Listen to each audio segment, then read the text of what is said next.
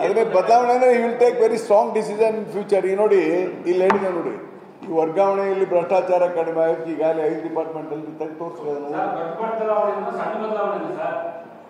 I think you will take a good decision.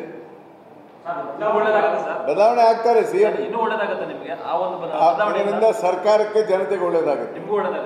ನನಗಾಗುತ್ತೋ ಬಿಡುತ್ತೋ ಗೊತ್ತಿಲ್ಲ, ಜನಕ್ಕಂತೂ ಆಗುತ್ತೆ ಗೊತ್ತಿಲ್ಲ ನನಗೆ.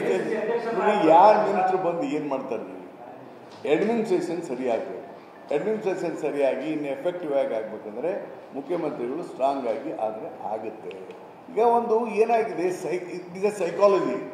ಇದು ಸೈಕಾಲಜಿ ಹೆಂಗಿರುತ್ತೆ ಅಂದ್ರೆ, ಮನುಷ್ಯಂದು ಯಾರೋ ಒಂದು 4 ಮಂದಿ ಸೇರಿ ಇವ್ರು ಯಾಕೋ ವೀಕ್ ಆಗಿದ್ದಾರೆ, ಯಾಕೋ ವೀಕ್ ಆಗಿದ್ದಾರೆ ಅಂದರೆ ಎಲ್ಲರೂ ಮಾತಾಡ್ಕೊಂಡ್ಬಿಡ್ತಾರೆ. ಹಂಗಾಗಿದೆ ಕರ್ನಾಟಕ ಪರಿಸ್ಥಿತಿ.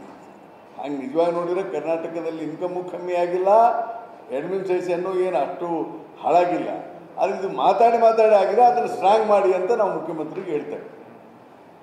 ಆಗುತ್ತೆ ಬಿಡಿ, ಎಲ್ಲ ಮಾಡ್ತೇವೆ ಸರ್. ಆಮೇಲೆ ಮಾತಾಡಿ ಅನ್ನೊಂದು ವರ್ಡ್ ಹೇಳಿದ್ರಿ. ಈಗ ಹೇಳಿದ್ರಲ್ಲ, ಈ ರಾಜಣ್ಣ ಹಂಗಂದ್ರು, ಮಾತಾಡೋದ್ರ ಬಗ್ಗೆನೆ ತಾವು ಕೂಡ ಈ ತರ ಮಾತಾಡಿ ಕೂಗಾಡಿನೇ ಒಂದು ಉನ್ನತ ಹುದ್ದೆ ನಿಮ್ಮ ಪಕ್ಷದ ಶಾಸಕರೊಬ್ಬರೇ ನಿಮ್ಮ ಪಕ್ಷದ ಶಾಸಕರು ನೋಡಿ, ಅವ್ರು ಹೇಳಿ ನಾನೇನು ಹುದ್ದೆ ತಗೊಂಡಿದ್ದೀನಪ್ಪ, ನನಗೆ ಏನಿದ್ರಾಗ ಬೇಕಾದ್ರೆ ಹೇಳಿ, ಇವತ್ತೇ ಬೇಕಾದ್ರೆ ಅವ್ರಿಗೆ ಬೇಕಾಗಿದ್ರೆ ಅವ್ರಿಗೆ ಬಿಟ್ಕೊಡ್ತೀನಿ. ನನಗೇನಿದ್ರಾಗ ಏನು ಲಾಭ ಇದೆ, ವೈಯಕ್ತಿಕ ಲಾಭ? ಈ ಚೇಂಬರ್ನಾಗ ಕೂತ್ಕೊಳ್ಳೋದು ಒಂದು ಬಿಟ್ರೆ, ದಯವಿಟ್ಟು ಅರ್ಥ ಮಾಡಿ, ಮಿನಿಸ್ಟರ್ ಈಸ್ ಡಿಫ್ರೆಂಟ್.